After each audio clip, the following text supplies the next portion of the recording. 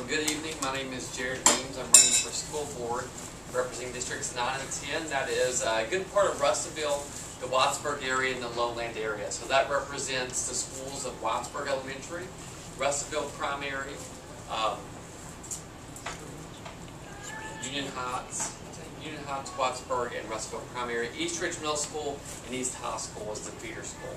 Those other schools encompass the boundaries of my district. So I want to say thank you to this group to allow me to speak. I'm going to tell you a little bit about myself. I grew up here.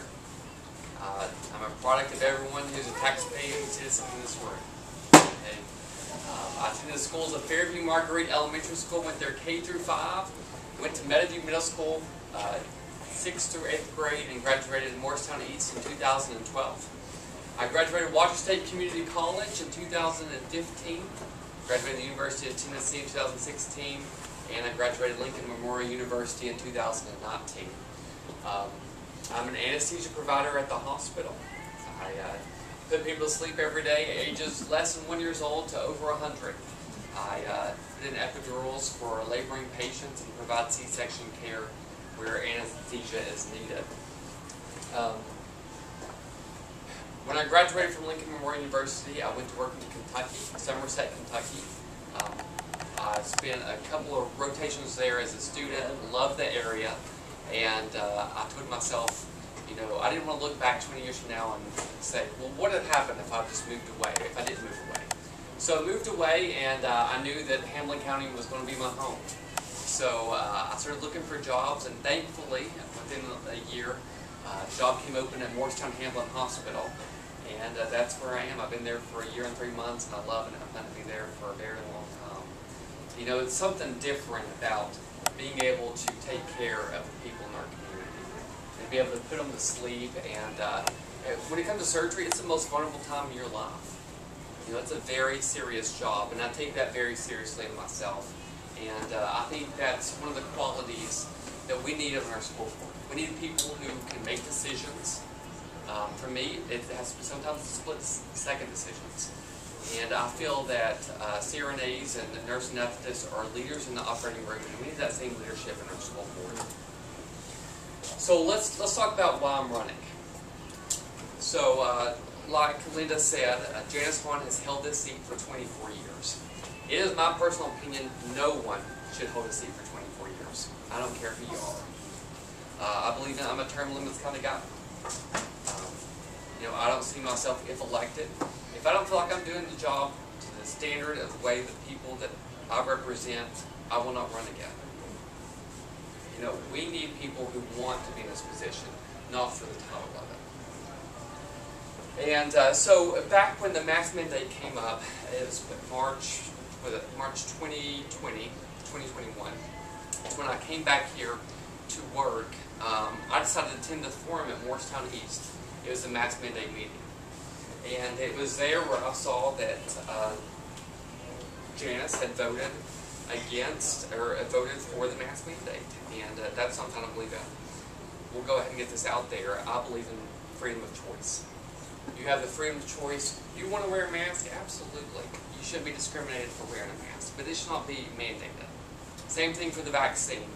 If you want the vaccine, go ahead and get it. I'll tell you right now, I've been vaccinated. I also got the booster. I have friends that have not. That's okay. Let me repeat that. That's okay. And she also voted the next month, the April school board meeting, she voted against increase in teacher pay. Let me tell you, I have the proud endorsement of over 100 educators.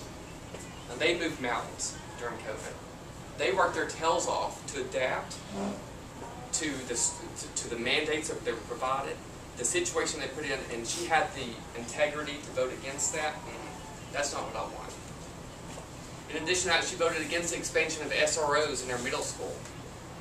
I disagree with that. I believe, and that, you know what, she voted against the expansion of SROs in the middle school, and that was a couple months after the Austin East shooting in Knoxville, just a couple miles up the road. I disagreed with that. So I took time, I talked to my family about this for several months. I tried to convince myself out of running. I never expected myself to ever run for office. And You know, every time I talk to an educator, I talk to a parent, and something would happen to tell me to run. So I spent some time over the summer mulling this decision, and then on the first day of school, I released a video announcing my candidacy for school board. And from there on out, I've been campaigning. I've attended probably over 60 events. My opponent has attended 0. So that's a decision we have to make. We can have someone who grew up here. He did not grow up here. He did not attend the schools here. We can have someone that grew up here that's willing to put in the time, the effort, or we can continue with the status quo, the 24-year leadership, who my opponent has endorsed. And that's not what we need, and that's not what we want. Sorry, I have notes here. So Linda, originally, months ago when I was going to talk in December, she provided me with a couple of, items that y'all may be interested in. So let's talk about the new superintendent.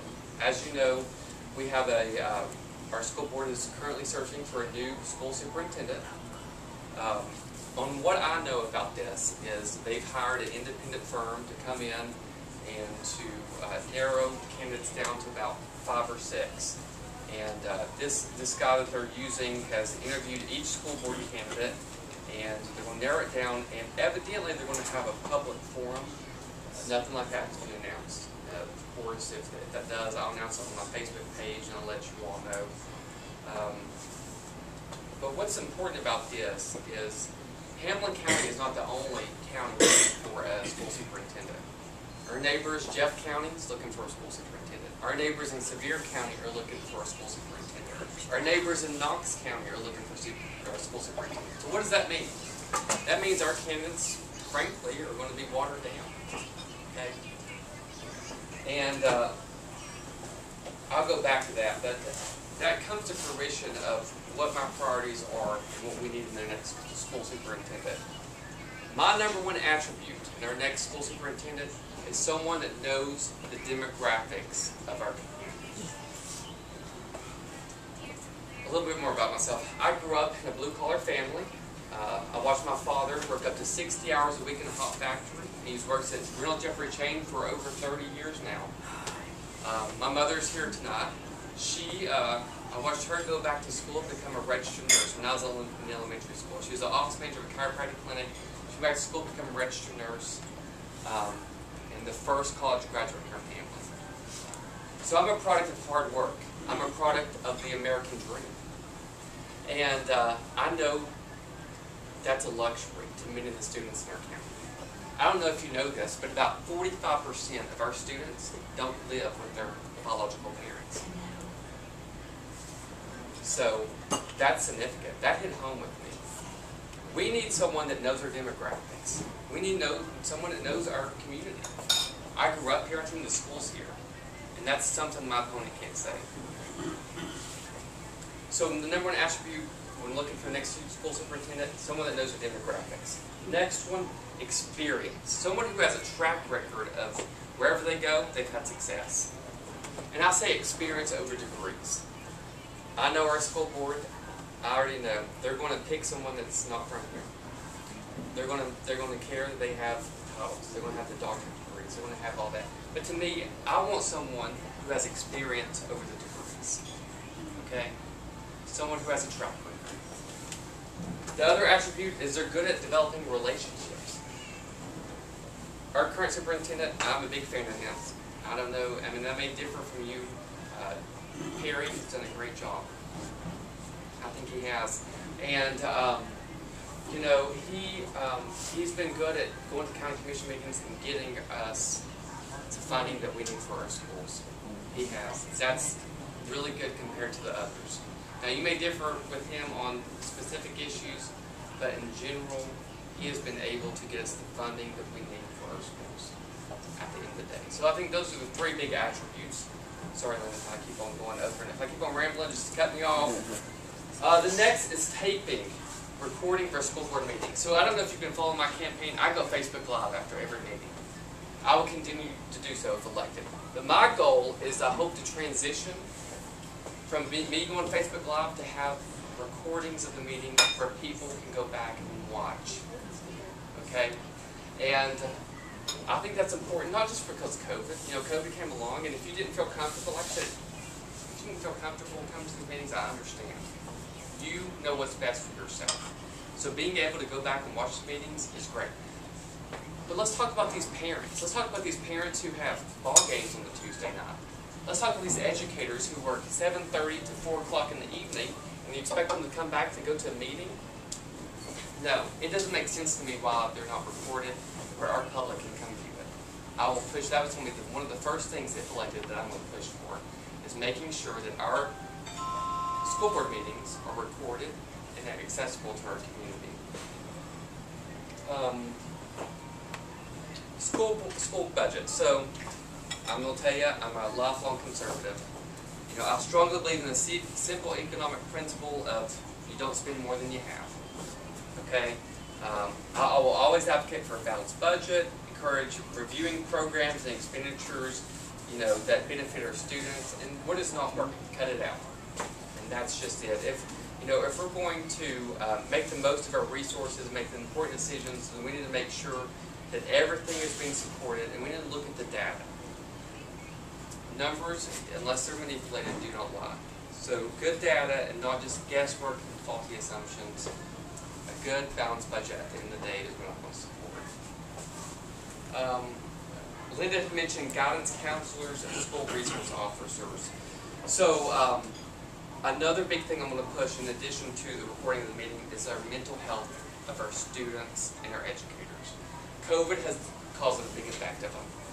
Like I said, I've been endorsed by over 100 educators here in Hamilton County, and then one of the biggest things I hear is the behavioral issues of our students.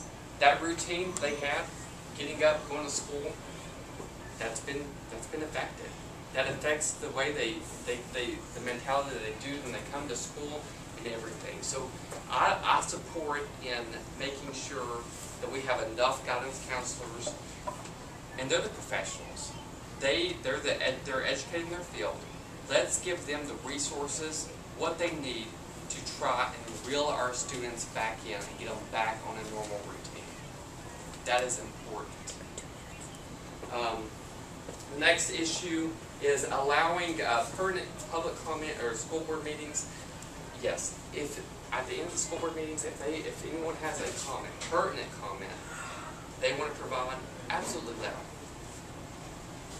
Now I'm going to say this, no one needs to come there. If they have an issue with a teacher, if they have an issue with a coach, that's something that shouldn't be brought up at the school board meeting. That's something you go to the principal. You go to that individual school. But if it affects policy that our school board and you want to provide input, absolutely, I don't see why not. And the last one is the new state funding policy by Governor Bill Lee. So this is something that we're going to hear more about in the next month or so. Governor Bill Lee is looking to change the way our schools are funded virtually. Ideally. I'm not going to say ideally because I support it. But, so he's looking at changing, instead of the funding from the state coming to the actual school system, the dollar would follow the student. Okay?